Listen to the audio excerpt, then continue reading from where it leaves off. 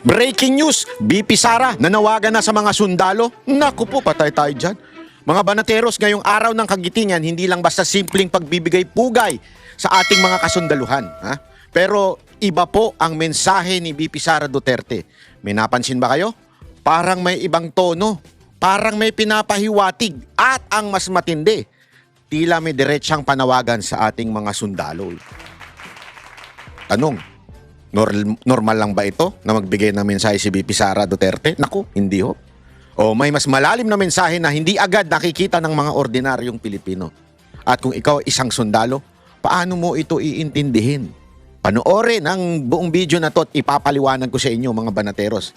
Kasi sa bawat salita, meron simpleng mensahe dyan. May mas malalaking ibig sabihin. Panoorin mo to hanggang dulo dahil baka mabago ang pananaw mo sa tunay na laman ng mensahe ni BP Sara Duterte. Yawn! Alam nyo, eto kilala naman natin si BP Sara Duterte. Maano ho yan, hindi umiiwas ho yan. At hindi ho yan yung nagsasalita ng walang kahulugan. Yan ho ay laging nag-iisip bago magsalita. Yan ang isang na-observe natin sa mga ilang beses nating nakakausap si BP Sara Duterte do sa mga interview natin. Siya ho'y talagang hindi bibitaw ng salita na walang kahulugan. Siya ho'y hindi magsasalita na out of emotion. Hindi ho. Lahat ng kanyang binibitawan may purpose, ika nga. Sinisigurado niya yung kanyang wordings, yung mensahe ay dumating doon sa mga tao. Hindi lang basta makapagsalita. Kasi may mga ganon, di ba, na yung, hindi, minsan totoo yun nauuna yung bibig kesa yung puso't utak. Di ba? Tapos eventually, babawiin mo na lang. Hindi ho ganon si BP Sara Duterte. Si BP Sara Duterte, kung mapapansin ninyo bago sumagot sa mga katanungan natin nun, ang lalim ng isip. Gumaganon mo na yun Gumaganon-ganon. Kaya nakakanerbos ba? Pag ikaw mag-i-interview, nakakanerbos. Kasi yung ano niya, yung kanyang, ayun pagka gumano na yon, matindi isip. Lalo na ho ito. Ito yung speech. Ibig sabihin, hindi ho ito interview. Pinag-isipan niya. Yung sasabihin niya sa mga sundalo. At ladies and gentlemen, ipapaliwanag ko sa inyo kasi yung mismong araw ng kagitingan na tinatawag natin, papaalala lang po natin ng bahagya para mas maunawaan ng mga kababayan natin. Ano po ba ito? Kasi marami sa atin nagse-celebrate na isang bagay na nakalimutan na natin ng tunay na dahilan. Itong araw ng kagitingan, ito po yung panahon ng Fall of Bataan, kung saan nahulog sa kamay ng Hapon ang Bataan. At ang mga Pilipino noon, katulong ang mga Kano, nakipaglaban ng 3 buwan. At syempre, nahuli ang karamihan talaga puro Pilipino. Ilan lang naman yung tumulong ng mga Amerikano. Nahuli po ang mga Pilipino at nagkaroon po ng death march. 100 kilometro mula Bataan hanggang Tarlac. Sila ho ay nag-death march, naglakad, gutom, sakit at pagmamaltratong ginawa ng Hapon sa mga Pilipinong sundalo noon. At kaya ito tinawag na araw ng kagitingan. Ito ay paalala ng tapang, sakripisyo na handa kang mamatay para sa bayan, di ba? Responsibilidad mo bilang isang sundalo na ipagtanggol ang iyong bayan. Yan ho yun Yan ho yung pinaka-context ng araw ng kagitingan. At dito, nagsalita na si BP Sara Duterte. Yung araw ng kagitingan ay para pong araw ng sakripisyo, araw ng pagbibigay at pag-aalay ng buhay ng mga sundalo para sa bayan. Tapos biglang eto ang kanyang mensahe. At syempre, pinaganda natin ang audio nito dahil alam nyo naman, audio file tayo Maano talaga tayo sa audio. Kaya eto, dito nyo lang maririnig. Basta gusto nyo ng speech o kung ano man na hindi nyo naiintindihan sa ibang mga channel dahil ang labo-labo. Kay Banat Bay, sisiguraduhin ko, laging malinaw. Kasi gusto ko malinawan tayo sa mga mensahe. Eto, pinalinaw po natin para mas maganda at maintindihan natin. Panoorin natin na huwag kayong kukurap.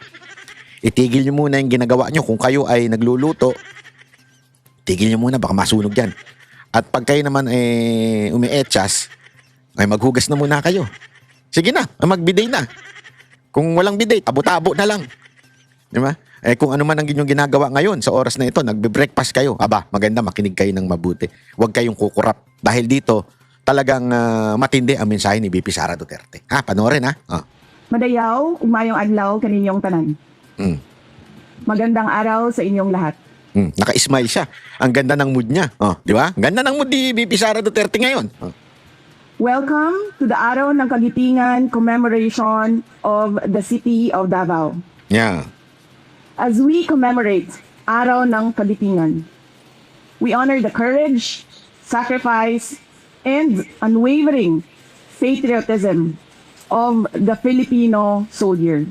Yan. So pinapangaralan daw ang tapang, kagitingan at courage ng ating mga kasundaluhan. We remember those who stood their ground in the face of overwhelming odds, who chose duty over comfort, Ayun.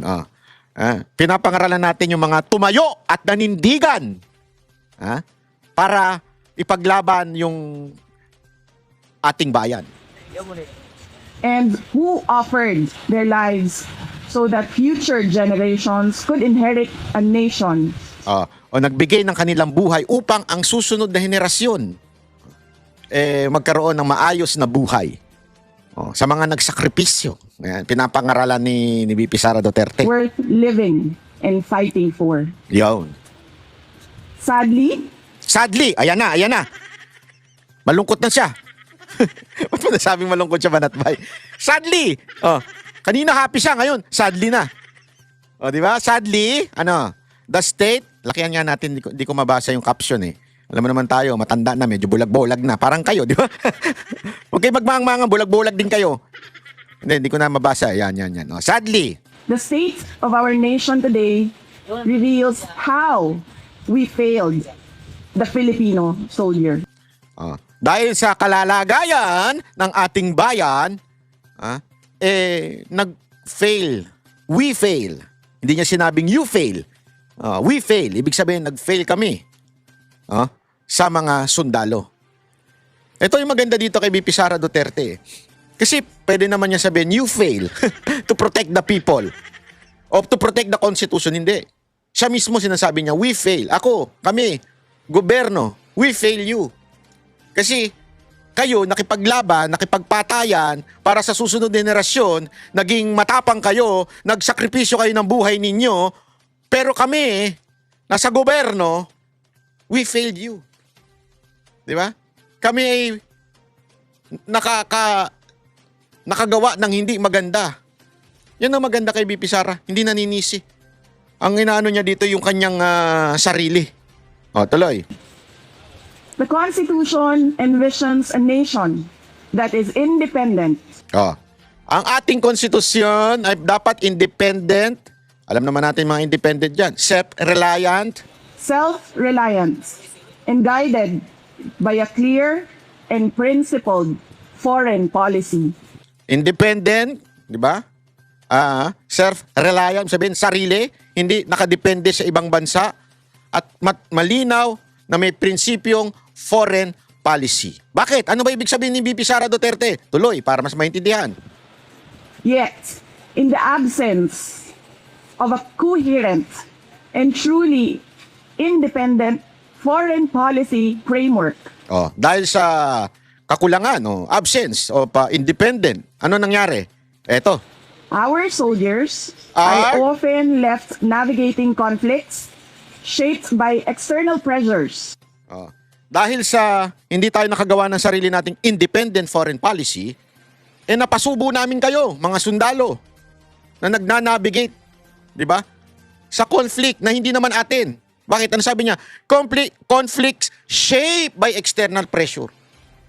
Not by internal pressure. Not by pressure of anyone, but external. Ibig sabihin, dahil sa mahina yung ating independent foreign policy, hindi malinaw, tayo ngayon ay nahuhubog ng external factor. Sino ito? Yung naguhubog na to, external factor. Ibig sabihin baga, dahil sa dikta ng external factor, hindi lang niya diniretso. Alam naman natin kung sino nagdidikta sa atin, kung bakit tayo napapahamak at hindi tayo nagkakaroon ng sarili nating independent foreign policy. Alam na natin kung sinong bansa ang mahilig magdikta. Na nadadama yung Pilipinas. Sa katunayan ngayon, dahil sa dikta ng bansa na yon, nadadama yung buong mundo. Alam nyo na siguro kung sino yon. Hindi na dapat kailangan ispelingin. Ika nga, Dapat pa bang i-memorize yan? rather than national interest. Yon, instead the national interest. This erosion of strategic direction Ah, weakens not only our defense, ah. but also the morale of the Filipino people. Yon, dahil nga sa palpak, hindi lang yung ating depensa ang sumasabit. Dahil sa kapalpakan namin, hindi niya sinabing si Marcos lang. Kasi ganun eh. 'Di ba? Ayaw niyang maging selective ika nga. Ibig sabihin ayaw niyang sisihin. Ito ay aming failure. Oh. Dahil doon napapahamak ang buong bayan. So dito, nagbibigay na siya ng kanyang pananaw pagdating sa kaguluhan sa ibang bansa. Dito sinasabi niya, dahil sa pumayag ang gobyernong madiktahan ng Big Brother, napapahamak kayo at pati ang buong bayan. Ayan ang kanyang mensahe. Oh. Meron pa. Unya-unya. Easy. There is more. Sabi nga. At the same time, At the same time. Ibig sabihin, sabay. At the same time. we are witnessing the creeping return of insurgency. Nako! The creeping return of the insurgency. Ito malinaw. Hindi niya sinabing the return of the insurgency. Ang sinabi niya, creeping return of the insurgency. What do you mean by creeping? Hindi nakakatakot. Ibig sabihin ng creeping, parang gumagapang. Ginagapang ng mga putangin ng NPA yan ang ating gobyerno, ang ating bayan. Ginagapang yung insurgency sa ating bansa. Lumakas. Alam natin mga kababayan, ito recently lang may mga napatay na mga sundalo at mga kapulisan. Alam nating pinaghirapan nyo yan. Kayong mga sundalong nakikinig sa akin at mga kapulisang nakikinig at nakikipagbakbakan sa insurgency, lalong-lalo na sa mga probinsya. Alam nyo yan. Pinaghirapan nyo yan. 6 na taon. Pinahina ni Pangulong Duterte ang insurgency. At alam nyo rin kung gaano ka-intense si VP Sara Duterte dyan. Kaya ngayon, init na init yung mga makakaliwang grupo na mga supporter nitong mga teroristang NPA na ito. Alam nyo yan na ngayong panahon na ito talagay ginapang ang gobyerno. Ang maingay, nagdidikta ng script sa gobyernong ito, walang iba kung hindi yung mga makakaliwang natatagpuan ninyo sa mga kampo ng mga teroristang NPA. Kayong mga sundalo, kayong mga kapulisan, nakita nyo yan sa inyong mga mata. Na pag kayo may nare-raid, pag kayo merong nasasakop na mga kampo ng mga teroristang NPA, yung mga aktivistang makakaliwa na mga membro ay naandoon. O di kaya yung kanilang mga pare-parnalya, o di kaya yung kanilang mga bylaws na andoon. Nakikita nyo yan. Yung mga kagamitan nito mga makakaliwa. Ngunit ngayon, nakikita natin na ginapang nitong mga lintik na mga teroristang makakaliwa na ito ang ating gobyerno. Kaya nga sinabi ni VP Sara Duterte dito, we failed you. Aside from napapahama kayo dahil pinayagan, diktahan ng mga puti ang ating gobyerno, pinayagan din nagugapangin nitong mga terorista ang ating gobyerno. Yan ang mensahe ni VP Sara Duterte. O ano dapat gawin? Ayan. Binibigay lang natin ng konteksto para mas maunawaan ninyo kung gaano kalalim etong kanyang mensahe sa mga kasundaluhan. In various parts of the country, this resurgence reflects deeper systemic failures, poverty, injustice, and unfulfilled promises. Dahil dito sa mga punyetang insurgents na ito, nagkaroon ng kahirapan, injustice sa mga pinapatay nitong mga teroristang ito at unfulfilled promises. Kasama na dyan yung hindi pag-unlad sa mga probinsya. Yan ang dahilan. Soldiers are once again placed at the front lines of a conflict Yan. that cannot be solved by military force and bearing the burden of a struggle that demands political will and social reform. Ito, napakaganda nito. Ito dito mo malalaman na talagang si VP Sara Duterte karapat-dapat na Pangulo. Dito niya kasi nauunawaan eh. Sabi niya, hindi niyo kakayanin. Ang laban pagdating sa insurgents, hindi niyo kakayanin, kayong sundalo lang. Kailangan ng gobyernong may political will and social reform. Kasi kahit anong pakikipagpatayan ninyo, kayong mga sundalo, papatayin niyo lahat ng terorista, mga kriminal. Kung hindi magbabago ang gobyerno at society itself, hindi masusolusyonan ng insurgents. Alam mo, nung naalala nyo no, naging issue ito nung in-interview namin ako yung cameraman ni Mocha noon nung in-interview namin si Palparan. Tinanong namin, paano mo ba, kasi siya yung talagang magaling na pabagsak talaga itong mga NPA, kaya galit na galit ang mga NPA at mga makakaliwanan sa kanya. Tinanong namin siya, how did you do it? Kasi itong mamang to, hindi mo aakalaing, alam mo yung para siyempre pagka inisip mo, mga sundalo, marine, mga parang mga ganun, lalaki ng katawan. Hindi, ito mamang simple, ang payat. Yeah, simple lang eh. Hindi yung matikas na general, hindi ganun ang dating. Hindi General Luna ang dating. Alam mo, nasasakop niya yung mga sinakop ng mga rebelde, hindi sa pamamagitan ng lakas, sandata. Kasama yun. Pero hindi lang yun. Utak ang ginamit niya. At higit sa lahat, sabi niya nga, the best way, yung mga tao mismo. Yung mga mismong community o yung komunidad, sila yung kakuntsabahin mo. Paano mangyayari yun? Mangyayari lamang yun pag maayos ang gobyerno. Ang gobyerno ang simula ng lahat para mawala ang insurgents. Pag ang gobyerno corrupt, tulad ngayon, nagnanakaw kaliwat kanan, kung sino pa yung nagnanakaw, sila pa ang malakas na loob na i-impeach ang isang matinong vice president. Kung sino pa yung may mga utang, kung sino pa yung mga sinibak dahil gumastos ng pera ng taong bayan, kung sino pa yung binigyan ng mga mali-maletang pera, sila pa ang malalakas ang loob na impeach ang isang alam ng mga kababayan nating matinong vice president. So kung ikaw yung nandoon sa kahirapan, makikita mo yung gobyerno mo, ganito.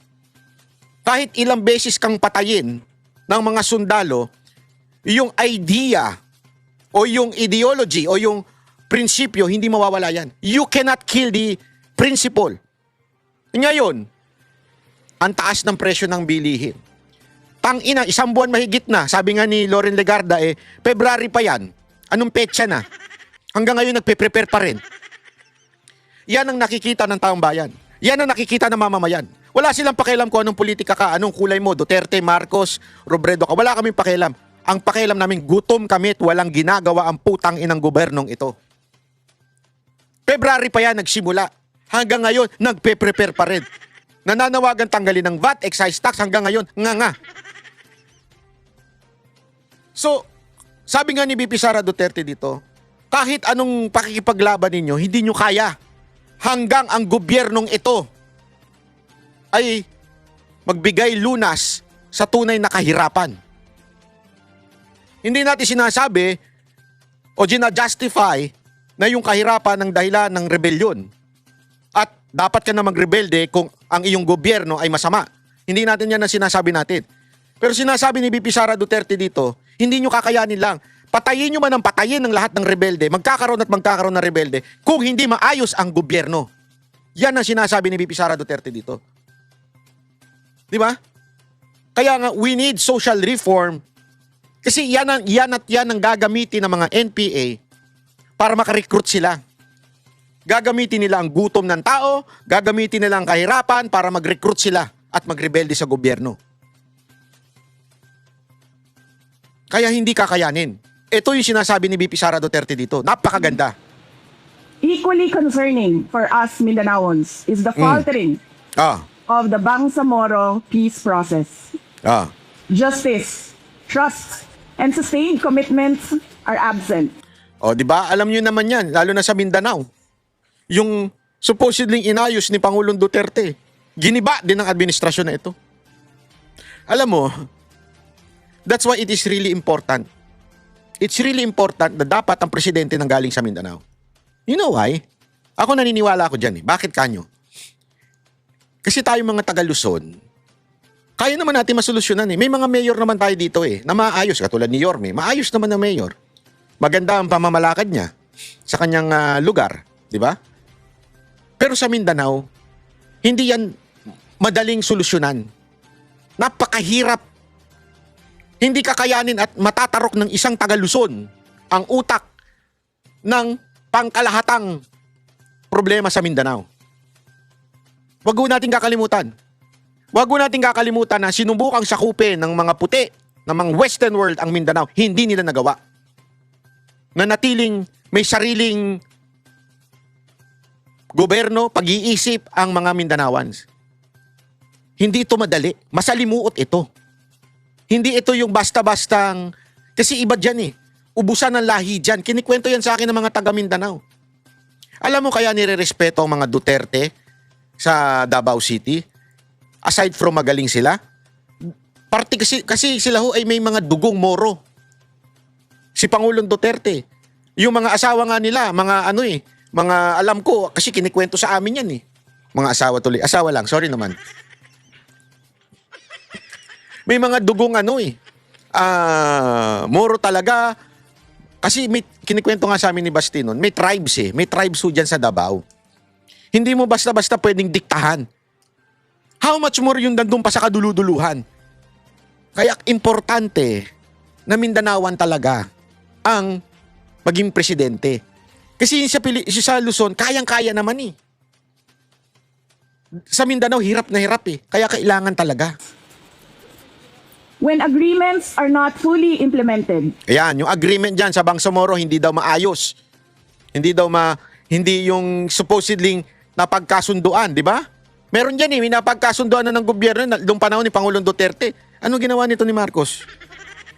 Ang dami nagrereklamo Mindanaoan ngayon dahil sa ginawa ni Marcos na kung ano-ano dyan sa Mindanao.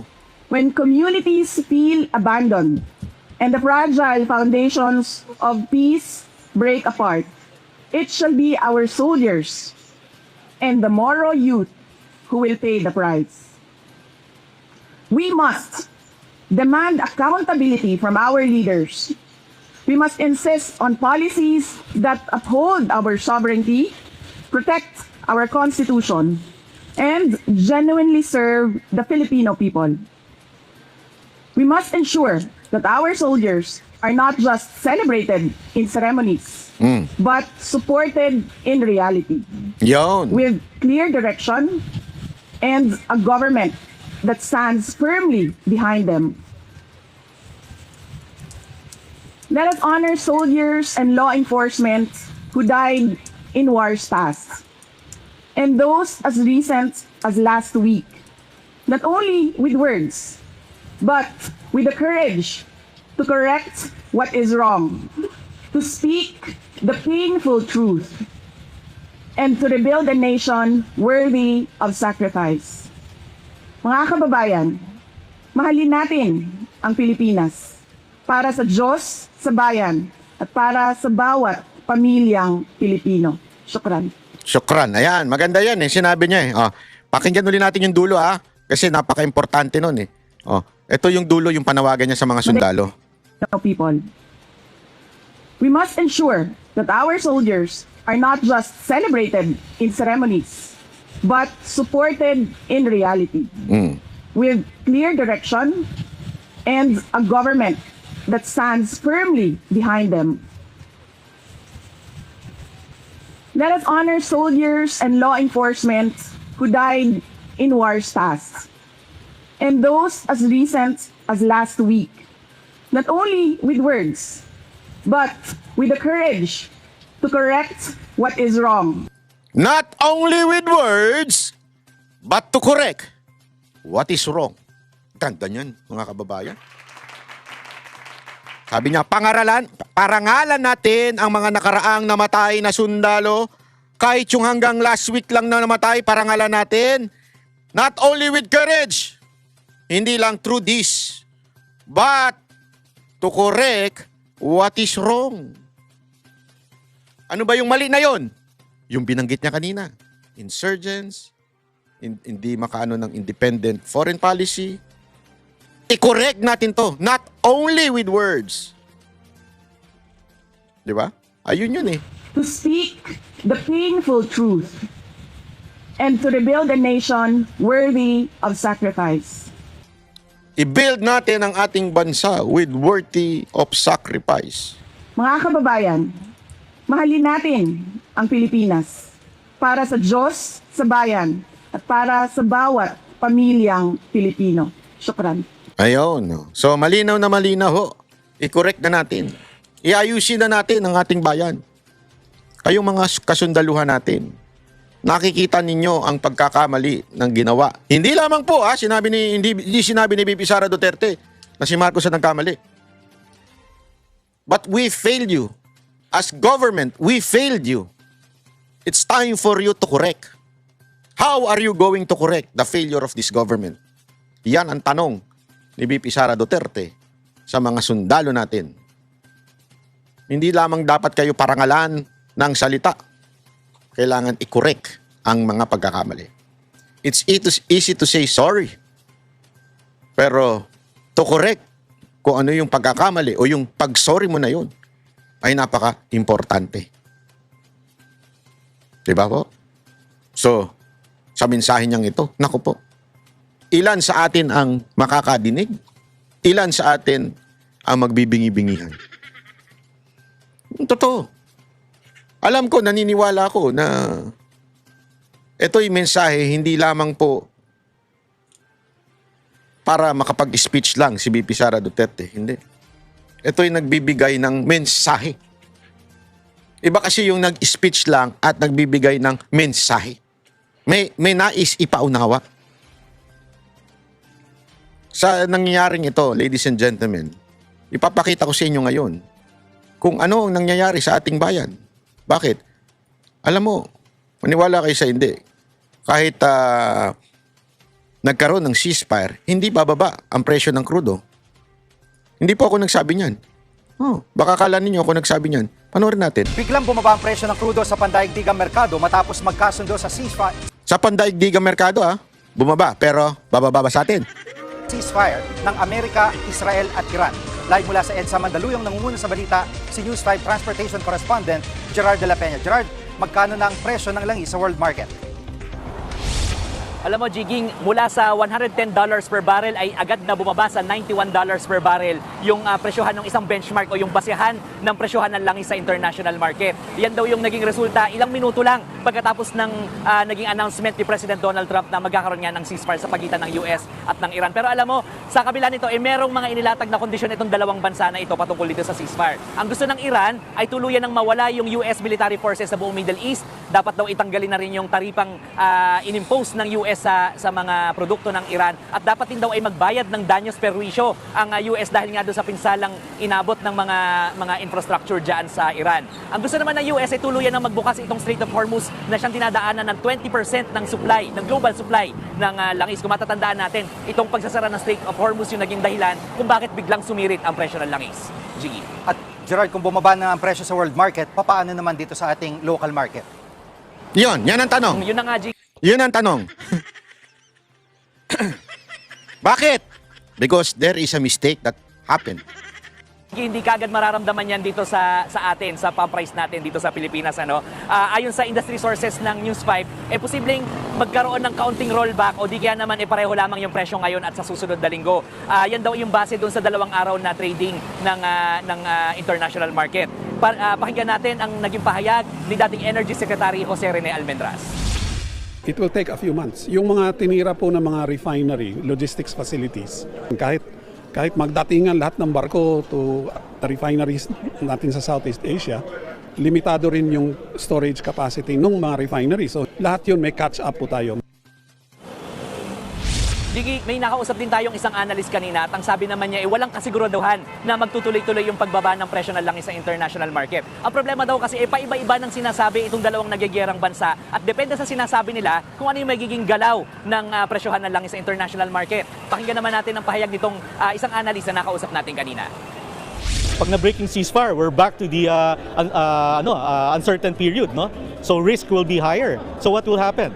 So prices again will spike up. Alam mo, Jiggy, hindi man ganun kabilis yung epekto nito dun sa pump price natin ng gas o ng diesel o ng kerosene. Pero alam mo, dahil dito sa balitang ito, ang bilis naman ng response ng financial markets. Yung Philippine Stock Exchange Index, parang bahagyang lumakas din ngayong araw. At ang palitan ng piso ng dolyar, ito yung medyo significant yung paggalaw ngayong araw na ito, Jiggy.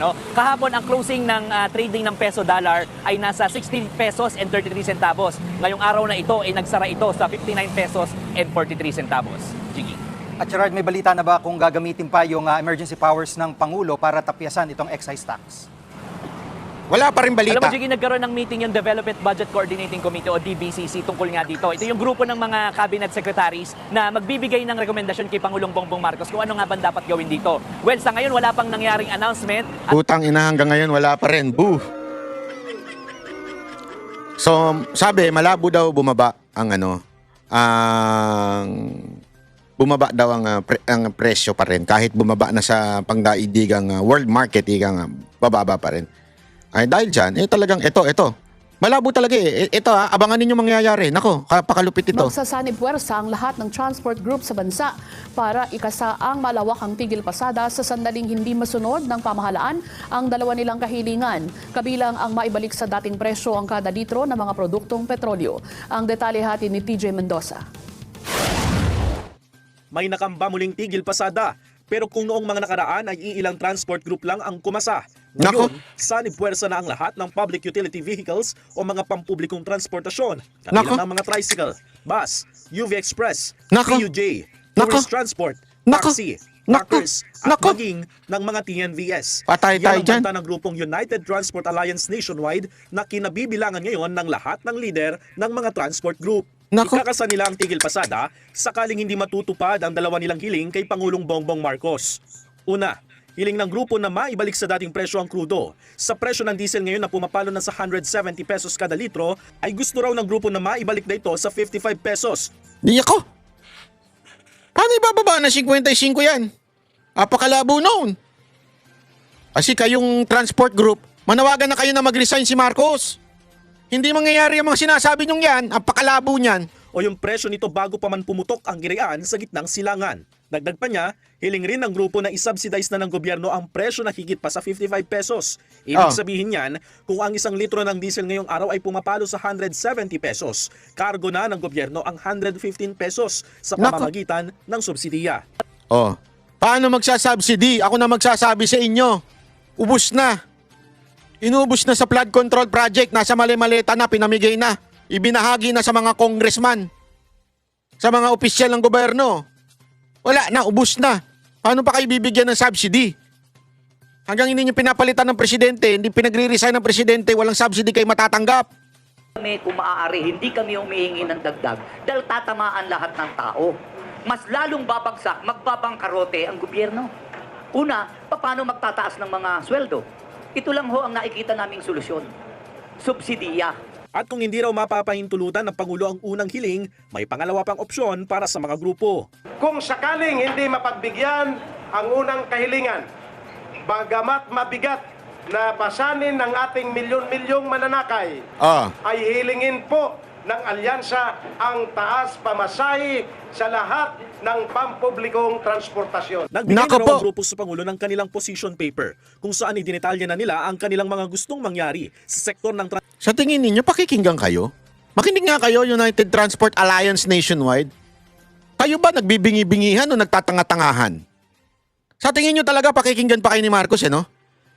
Ako'y nagtatanong laang, Ako'y nagtatanong laang. Kasi nagtatanga-tangahan kayo sa tingin ninyo? Ay alam nyo nang hindi nakikinig yung presidente. Hihiling pa kayo. Ang hilingin ninyo, pagbaba niya, pag-resign niya, yun ang hilingin ninyo. Isulat nyo sa isang papel, Marcos, mag-resign ka na. Wala kang silbi, wala kang ginagawa sa bayan. Hindi nga nakikinig Ayaw nga magpa-preskon Ako kasi hanggang hindi nagpe-preskon, walang may bibigay na solusyon yan. Bakit kanyo? Hindi siya makikinig Sarado siya Sarado lang siya sa mga amuyong niya. Alam mo naman yung mga amuyong niya, puro kasipsipan ang sinasabi. Okay ka lang dyan, okay ka lang. Ganda ba yung diet mo? Putang inang yan. Anong pakialam namin sa diet ni Marcos? Puta, pinag-uusapan niyo pa yung diet Siyempre, pagka-boss mo, sisip-sip at sisip-sip ka. Naturalmente yan. Sip-sip ka eh. Oh. Anong pakialam namin sa diet yan? Ang gusto namin malaman, paano niya masusolusyonan ang problema ng pagtaas ng krudo. Again ha, hindi natin sinisisi si Marcos sa pagtaas ng krudo. Ayan ay pandaigdigang problema ngayon. Pero ang punto natin dito, simpleng-simple lang. Ano ang gagawin mo bilang presidente ka, animal ka? Magbigay ka ng mga solusyon. Kasi yung ibang bansa nakakapagbigay ng solusyon yung kanilang mga gobyerno. Ikaw, nga. Nga o lutang. O sabog, hindi ko alam kung alin dun.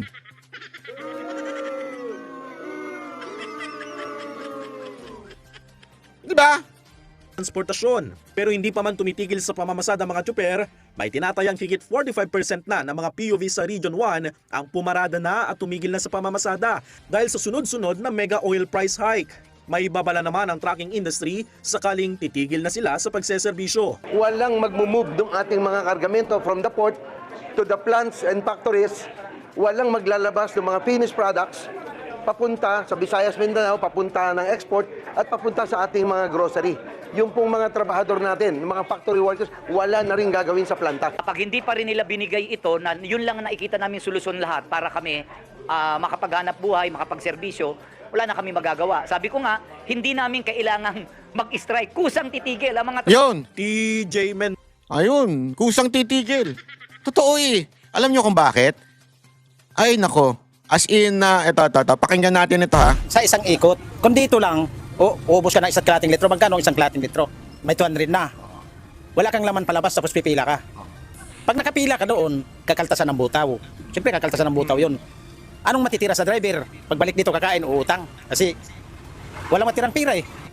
Napapatigil na rin sa pagbiyahe ang jeepney driver na si Jaime Sarlatan dahil sa kawalan ng kita bunsod ng mataas na presyo ng krudo. Aniya, nasa 200 hanggang 300 lang ang kanyang kinikita sa buong araw na pamamasada sa ruta sa pagitan ng Project 8 at EDSA Buñuel sa Quezon City. Minsan pa anya ay abonado pa siya sa mga biyahe na hindi siya nakakapuno ng pasahero at mangilan-ngilan lang ang sumasakay. Bunsod nito, sinusubukan na lang niya na maghanap ng alternatibong pagkakakitaan. Nagtitinda kami dyan ng pagkain. Kikita man ng kaunti. O di mayroon pang-araw-araw na pagkasob lang kasi nag-uupa naman din kami dyan. Ayon kay Bidol Domingo, Board of Director ng New GSIS Transport Service Cooperative sa Project 8, nasa 50 na lang ang namamasada sa kanila dahil sa kawalan ng kita. Sa normal na biyahe noon is paabot kami ng 200 na unit. So sa ngayon po dahil sa talagang marami ng driver na sumurrender eh. Masasabi nating sumuko na dahil talagang kinukwenta rin namin yung krudo. Sa pag-uwi nga nila halos barya-barya lang talaga natitira. Sa isang terminal dito sa Project 8 Quezon City, karamihan ng mga jeep dito ay nakaparada na lang at hindi na bumabiyahe. Dahil sa kawalan ng kita sa pamamagitan. Di, alam mo, totoo yan. Mau-observe mo yan. Halos nauubos na traffic.